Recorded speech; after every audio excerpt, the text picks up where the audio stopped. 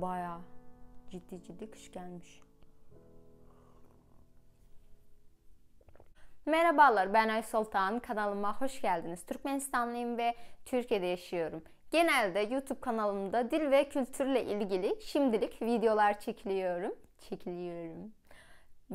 çekiyorum. Bu videomuzun konusu batıl inançlar. Dünyanın her yerinde olduğu gibi Türkmenistan'da da bazı batıl inançlar var. Bakalım bunların hangisi Türkiye'dekine veya diğer ülkelerin batıl inançlarına benzer. Yıldız kaydığında dilek tutarsan gerçekleşir. Benimki hiç gerçekleşmedi, meğerse yanlış yapıyormuşum. Yıldız kaydığı zaman şöyle gider değil mi, o millisaniyeler içinde. Ben dilek tutarken şöyle başlıyordum. Ne olur Allah'ım, ne olur diyene kadar o yıldız kayıyor gidiyor. O yüzden benim dileğim gerçekleşmiyormuş. Ne istiyorsanız o esnada tutmanız gerekiyormuş. Mesela aşk, mesela okul ya da para. Ben bunu bilmiyormuşum. Deneyeceğim. Öğrendim nasıl tutuluyormuş. Deneyeceğim artık, bir bakalım. Aslında yani yıldız kaymasıyla dileklerin gerçekleşmez ama deneyeceğim. Siyah kedi uğursuzluk getirir. Herhangi bir kedi uğursuzluk getirir bizde. Bir yere gidiyorsunuz, önünüzden herhangi bir kedi keser geçerse o günkü işleriniz rast gitmez. İlla ki o günkü işimiz bizim yolunda gidecek. O yüzden de bizimkiler birkaç tane yöntem geliştirmişler. İlk yöntem, etrafınızdan 3 tane küçük taş parçası buluyorsunuz ve o kedinin geçtiği yöne 1, 2, 3 tane atıyorsunuz. İkinci yöntem, 7 adım geriye yürümeniz gerekiyor. Geri yürüyorsunuz, öne gidiyorsunuz. Üçüncü yöntem, etrafınıza bakıyorsunuz, bekliyorsunuz. Çaktırmadan beklemeniz gerekiyor. Sizden önce birisi geçecek, siz sonrasından geçebilirsiniz. Ne kadar saçma olsa da küçükken yapardık ya. Türkiye'de yapmıyorum artık böyle bir şeyi. Ama Türkmenistan'dayken ömrüm yedi bu kediler benim. Küçük çocukların üzerinden atlarsan boyları kısa kalır. Benim küçükken üzerimden atlayıp boyumun kısa olmasına neden olan her kimse hakkımı asla ve asla helal etmiyorum. Genetik denen şeye de asla inanmıyorum. Benim babaannemin boyunun benimkinden kısa olması hiçbir şey ifade etmez. Babaların günahlarını kızları çeker. Bu nasıl bir batıl inanç ya? Babamın yaptığı günahlarının cefasını neden ben çekeceğim? Mantık olarak şuymuş. Sen bir erkek çocuğu olarak bir kızın kalbini kırarsan, senin kızının kalbini aynı durumdan ötürü başka bir erkek kıracak. Yani onu sen göreceksin ve üzüleceksin. Neden bu kadar beklemeniz gerekiyor? Böyle bir şeye inanacağınıza, erkek çocuklarınızı önünüze alın, deyin ki oğlum bak, hiçbir kızın, yani hiçbir insanın kalbini kırma. Yarın öbür gün arkasında duramayacağın şeyleri yaparak bir insanın hayatını mahvetmeye hakkın yok. Ben buna inanıyordum bir zamanlar ve diyordum ki başıma bir şey geliyorsa diyordum ki babam bir şey yapmıştır. Avuç içi kaşınırsa, bunların sağ sol ayrım var. Mesela sol avucunun içi kaşınırsa para gelir.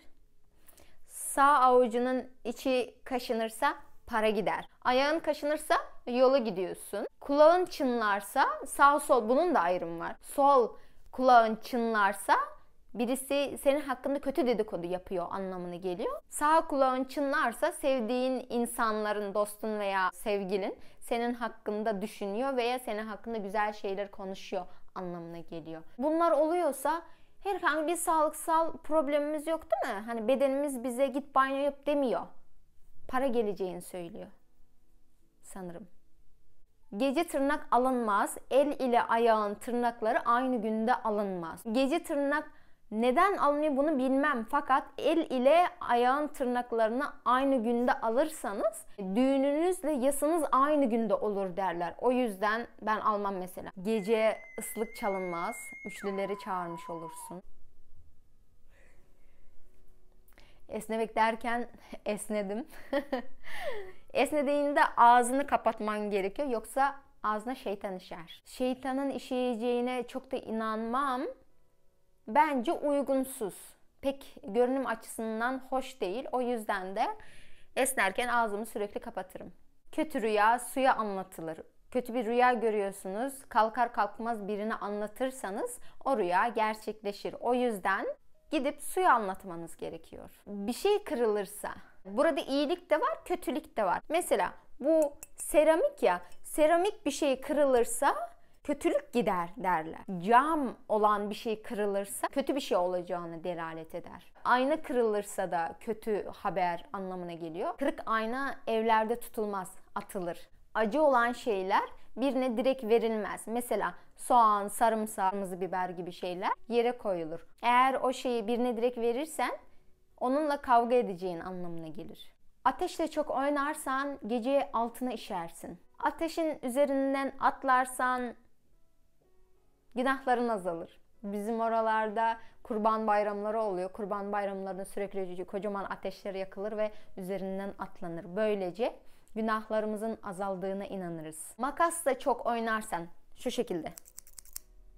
Çok oynarsan annem baban kavga eder. Çiğ yumurta yersen sesin güzelleşir.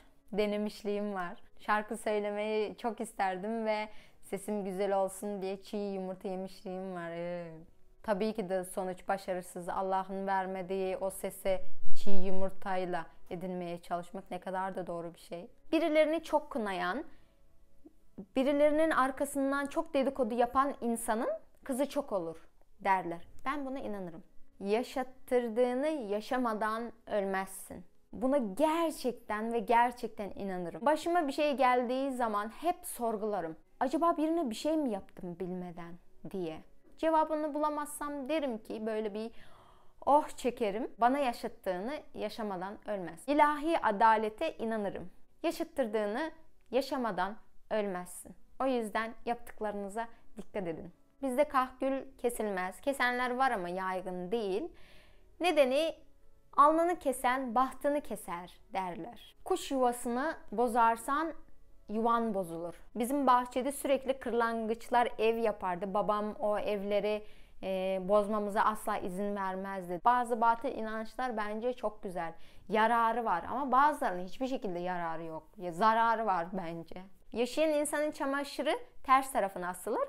Ölen insanın çamaşırı düz tarafına asılır. Hayvan kesildiğinde, yani büyükbaş küçükbaş hayvanlar kesiliyor ya. Kesildiği zaman bizim oralarda ayrı bir bölge yapılır. O hayvan kesildiğinde kanı damlayan yer. Oraya kesinlikle basmamanız lazım. Eğer oraya bilip bilmeden basarsanız aklın şaşar derler. Gün batarken böyle alacakaranlık olur ya, bizim oralarda Şam derler. Şam'da oraya basarsan deli olursun. Bizim oralarda deli olan insan varsa kesinlikle oraya basmıştır. Depresyondan dolayı insan delirir mi? Ya da psikoloji denen şey yok bence. Kesin oraya basmıştır. Gece bulaşık bırakılmaz. Nedeni sabah olunca evinize melekler gelir ve evinize bereket bırakır. Annem hep derdi, gece bulaşık bırakma, sabah melekler evimize bereket bırakmaz diye. Küçük çocuklar konuşmaya başlayana kadar aynaya baktırılmaz. Eğer aynaya bakarsa ya konuşamaz ya da peltek konuşur derler. Gece arığa girilmez. Şimdi şöyle bir şey var. Bizim oralarda arıklar var. Arık nedir? Böyle küçük göl gibi. Annem, babaannem gece arığa gidersen seni su kızı götürür derdi. Bence su kızı götürmez de aslında çok mantıklı bulduğum bir inanç. İnanmam fakat güvenlik açısından küçük çocukları korumak adına çok güzel bir şey. Gece etrafınızda kimse yoksa arığa düşersiniz, Allah korusun boğulursunuz ve kimse imdadınıza yetişmez, orada kimse göremez sizi. Gece arıktan su alınmaz. Ne olur ne olmaz bizi annem gece o arının yanına yaklaştırmamak için elinden gelen her şeyi yapardı. Bu inançlarla belki de bizi kandırırdı. Derdi ki suyun sahibi olur, suyun piri olur. Eğer gece gidip arıktan su almak istersen izin istemen gerekir. Eğer izin istemezsen su seni kendine çeker derdi. O yüzden ben sürekli giderdim. Selamun aleyküm Pir abi.